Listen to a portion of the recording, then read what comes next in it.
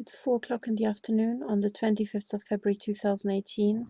I can hear hard shots. I'm in my bunker. I just got up because I got to bed very, very late. And I don't even know how it can be 4 o'clock. I think they might have put me to sleep because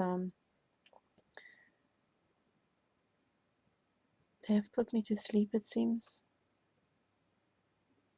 Because I went to bed at 5 a.m. so I should have woken up at midday, not at 4 in the afternoon. So I seem to have been anesthetized again. But I've just woken up and I can hear just hard shots against the side of the of this bunker. So I'll just set this thing to record and see as I'm moving around if it maybe hits some, hits the side. So I want to control for this.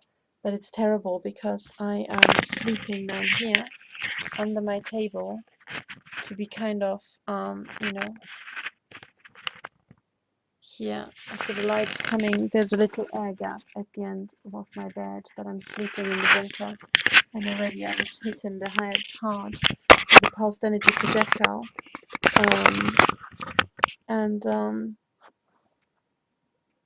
So I'm just waiting to see, what's gonna happen. It's hard because you know that when they start shooting, as soon as I go out to get breakfast, they'll start machine gunning my body. So I'm just, already now they're hurting my head and I have to find out where they're shooting in. So basically I have to hold a cookie sheet to my head and then it's better. So you just had a shot, right? Just had a shot. And I think that bounced off this cookie sheet. I can turn on the light.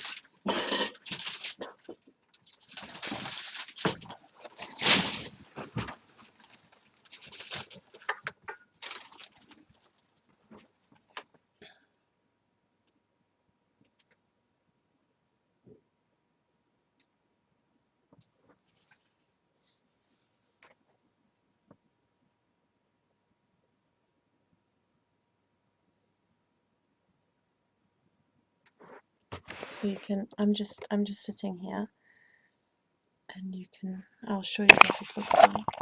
So I'm in this bunker, totally sealed in. Okay, I'm sleeping under the table. And now I'm just sitting on the floor. And my hands are both here. I'm not touching anything, I'm just holding this with both hands to my protection and just listen. Sorry, I look like a mess because imagine sleeping in your clothes under the table.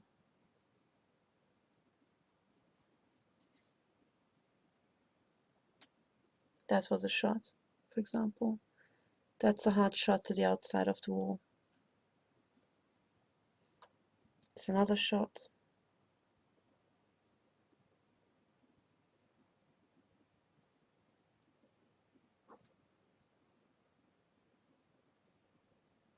And in this zone, they're firing. Sorry, my hands are here, so I'll show you I'm not hitting anything. In this zone, they're firing in. That was another shot. And as I move this around, as I'm rotating it, I think stuff is reflecting from here and then hitting the wall around me. So there's another shot. Another shot. Sorry, I can feel my hand is hurting because they hit my hand.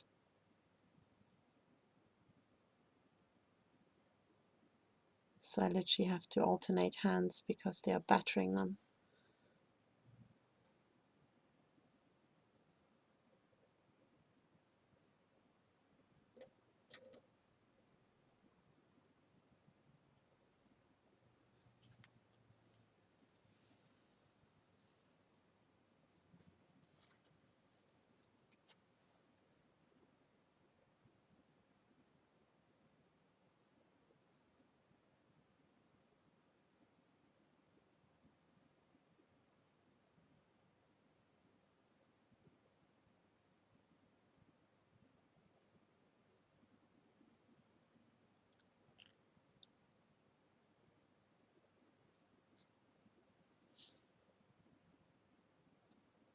And there's, I think, smaller things like burning, which you can't hear. And I think that seems to be a continuous beam just shooting in. I can feel that if I hold this here, the pain stops, but they try to hit my thyroid. They try to hit my head. Now there's a hard popping sound on top of my head. So it's from somewhere I was hit in the head.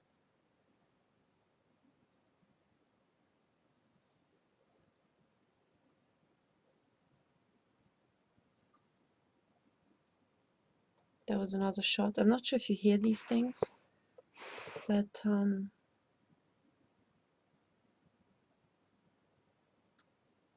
in the meantime already they're mutilating me continuously, because I've got pain here, I've got pain here, pain here. I felt fine when I was just leaning back under my table.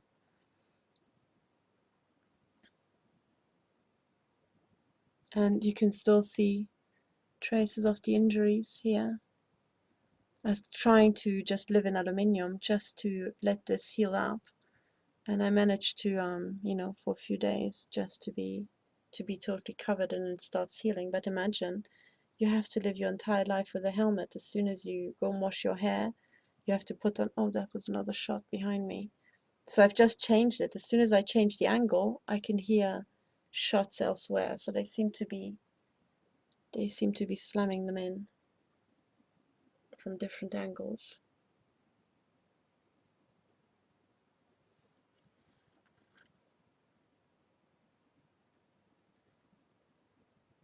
So I also got hit in the back in the on my back, on the hip, as I'm sitting here, because these things are invisible. You can't actually see the shots.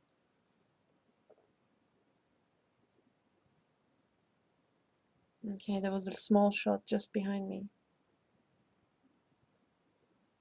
Trying to move this around. There was a shot here.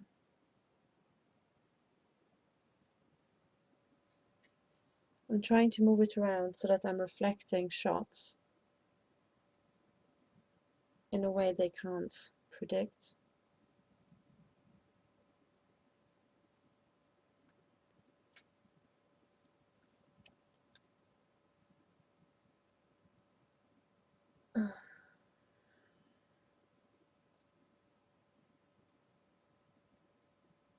Okay, there was another shot. So imagine you have to. There was a shot behind me. Imagine. I'll just be quiet until we hear a few shots. But imagine you have to climb out of your bunker, and you know, as soon as you leave your bunkered area, where you're already being hurt, you will be machine gunned all the way into your kitchen, and you will be machine gunned as you're showering, you know.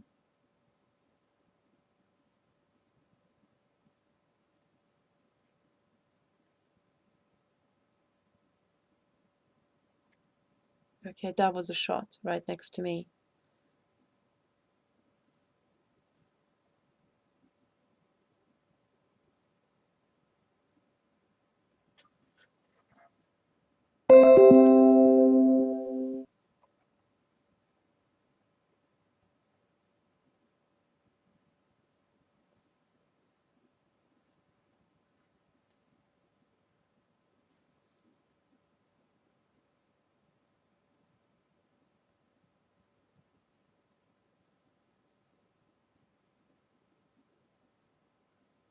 There was another shot.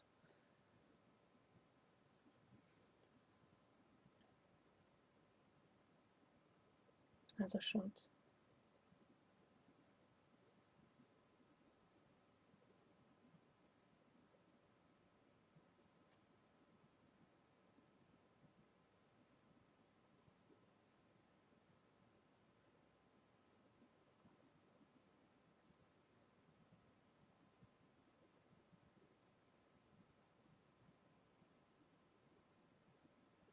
I just got hit in the head, in the back.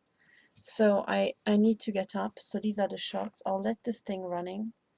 Well, the problem is if I let it run, you can never tell if I'm just shooting from the outside or not. But anyway, so I'm telling. Sorry, this is the cookie sheet. I'll show you where I'm sleeping. Here. So this is how I slept last night. Trying to. So behind the wood is metal. Here. Okay.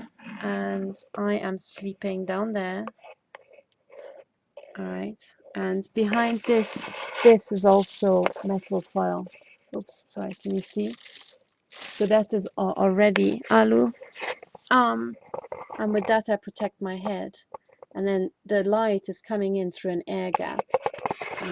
So I'm afraid that they might shoot in, but if I don't have this air gap at night, I literally suffocate. So I'm sleeping there, and sorry, I think I've just flattened my head protection. So this is my head protection. That is what was on my head as I was sleeping last night. Yeah. Sorry, it's a bit mashed up, but I'd flattened it so you can see the connectives. You know, that's what I keep on my head so that they don't shoot down onto or into my head from above. And then on my desk, you have these hanging stalactites here, right? This thing, and that is early warning system. So that when shots are being fired into the room, I can hear them actually bounce off these things. And then I kind of roughly, I don't know which direction, because every reflection, well, every beam can reflect, I think, at least 100 times with this military technology. But at least I have a feeling of, okay, there's somewhere a hole, a leak, and they are really firing in full power. But imagine, this is the ceiling above me with lots and lots of metal. Imagine breathing in this alu bunker non-stop, because your neighbors are Swiss Nazis, you know, that just want to exterminate you, even though you've never met. They just want to exterminate you because you're getting paid. So, you know, imagine this is basically, you know, there was actually a shot up there to the back. But anyway, so I'm showing you here. You know, as I said, I had to go to bed last night and crawl in under there. That's why I look like a mess. I literally, it was so cold here in Switzerland last night, and sleeping on the floor is pretty bad. But it's actually a study outside. It's not my bedroom. It's a big room, so heating it is very hard. So it was freezing on the floor. So I actually decided to just sleep one night in my jeans, and as I was, because I could not have made it through the night. So this is what the Nazi Extermination Program looks like. It's being conducted by the Swiss NDB, that's the Nachrichtendienst des Bundes, here in Zurich. It's also, so this is on orders by Markus Seiler, who's the head Nazi who's doing this. It couldn't be done without his authorization. There's also the Nazi Extermination Program being run in Germany on the orders of Dr. Bruno Karl, head of the BND, the Bundesnachrichtendienst, and also on the orders of, I think his name is Maaßen, head of the Verfassungsschutz. These are, as it turns out, Nazi organizations with Nazi emblems in their buildings. Then, you know, there's also the military attaché in Bern displaying Nazi symbolism on its logo. It takes a bit of decoding, but you have the SS and the Hakenkreuz, the swastika, and then another, you know, some sort of other symbol in there. That seems to be some sort of ancient German rune or whatever it was.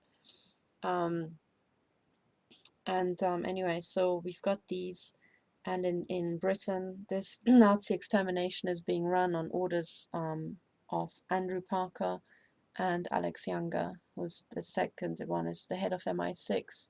So people who get brutally and viciously targeted in Britain on the orders of MI6 get, you know, brutally targeted abroad. So I have these people hounding me and had them hounding me. I have never committed a crime. I don't know of any victim that has committed a crime, but this is not what it's about, because it's organized crime doing this. So they're hunting people who are innocent. So these are psychopathic degenerates. This is what the banking cartel has recruited into the intelligence agencies over decades. They are psychopathic degenerates, just like Adolf Hitler was, and his group of Goering and Goebbels and whatever these fuckers were called. They were all mentally degenerate. They are not even mentally ill. They are psychopaths. They are born that way. They are mentally damaged. And degenerate and damaged individuals have been hired. And the banking cartel, which owns the secret services, which actually one big secret service, it's called the Empire on which the sun never sets. You know, and in Germany they term themselves Sonnenstaatland, because you know the sun is always shining somewhere in the empire. Sorry, I have to hold this up to my head. So they are the people. They are the people who have funded and organized the Holocaust in Germany. They are the people who have funded and organized the Stasi. You know, the people who were running the Stasi were also psychopathic degenerates, specifically groomed. In that time period, they have perfected MKUltra. MKUltra was uncovered in the US in the 70s in the Church Commission, and it was said that it was shut down, but it wasn't. Instead, they privatized it, and the government continued to be involved, but it went kind of underground and was industrialized. So if you look at it really, the fact that nobody was committed, was charged and jailed for life in MKUltra shows you what the Church Commission really was. Sorry, I'm being hit so hard.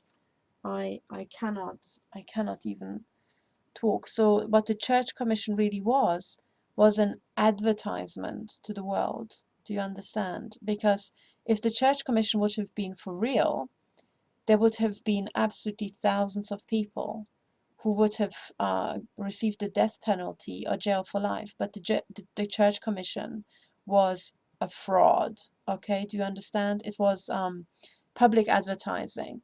And this is something that a lady we interviewed, Lydia Whitecalf, drew our attention to this. She was referring to a book that was, sorry, they are now torturing my nose chips, so they're trying to make me sneeze. They've got this certain pattern of doing things, and you know. So Lydia Whitecalf, whom we interviewed on the Techno Crime Fighters Forum, made an excellent point. She was referring about a book that was a kind of a history book documenting the extermination of the American Indians. These brutal extermination programs and total, well, what we would call Zersetzung, so disintegration programs that supposedly the Stasis, you know, perfected, but actually every single intelligence agency in the world perfected it. And so that book is not actually, well, it is a documentary of the plight of the American Indians and this horrific genocide. But what it actually is intended to be is an instruction manual, disguised. So, you know, this is, when you have psychopaths, they read things differently to us. When we think, oh gosh, this is so horrific, we identify with the victims. A psychopath will identify with the perpetrators. And because psychopaths have no problem in killing and mutilating people, for them it is just one of the many things, many tools that they can use to gain more power. So it's to them really as simple as, you know, oh, you can get from A to B by taking, you know, you can take a drive by car, you can go by train, or you can take a plane. So to them it's like, well, you can achieve more power by political means, by economic means, or by genocide. And genocide is maybe more, you know, energy intensive, like taking the plane, but it's doable. So sometimes when you just feel like it, you take the plane. You know, when you can't be bothered to sit in a, you know, in a train for 8 hours, you just take the plane and get there in one. So that's exactly how psychopaths feel about genociding us. So they don't want to take the slow political car route, you know, where you have to always be on the steering wheel, that what might be the political route. So they just genocide us. So we're now on this genocide, and this genocide is being done by people we know their faces. They have authorized it, they have activated neighborhood death squads, and here in Langacherstrasse 6 in Unterengstringen, there are at least 4 death squads operational. And I can tell that with 100% certainty because I have evidence material where I'm being shot at from the north, I'm being shot at from the south, from the east, and from the west, from all directions. And, you know, when I say north, it could be the northwest. But when you're hit on your, you know, say on your shoulder as you're sitting here repeatedly, and one side of your body gets hit, you can't hit that point from the west or the east or the south. So when you've been in this extermination program like I have been, you know, I have been now in this, sorry, I got shot so hard. So you get victims who have this redness, and that's actually, you know, little blood vessels on the surface, you know, popping. Sorry, something just hit me in the eye. God, it's, imagine. So as I'm sitting here, I'm being now hit on the spine. You know, I was just hit on the eye, and it just goes on and on and on. But so I can tell that there's a death squad in the north and the south and east and the west roughly, and it's, you know, it could be anywhere, you know, northwest, northeast, but I know that there are 4 separate ones. So 4 of my neighbors are Nazi serial killers, okay? And I say serial killers because I have evidence that when one person moves out and somebody else moves in, they kill the person who just moved in. Because they're already set up, you see. So they've got their directed energy weapons, sometimes hidden in the garden, you know, hidden in various places. And yeah, they will just continue exterminating the next person. So why would they do that? Well, it's because the entire name of the game is to kill as many people as you can get away with. Okay? So this is, I haven't done anything. My neighbors don't even know me, yet they are murdering me. Why? It's because it's not about me. This is about just killing whoever.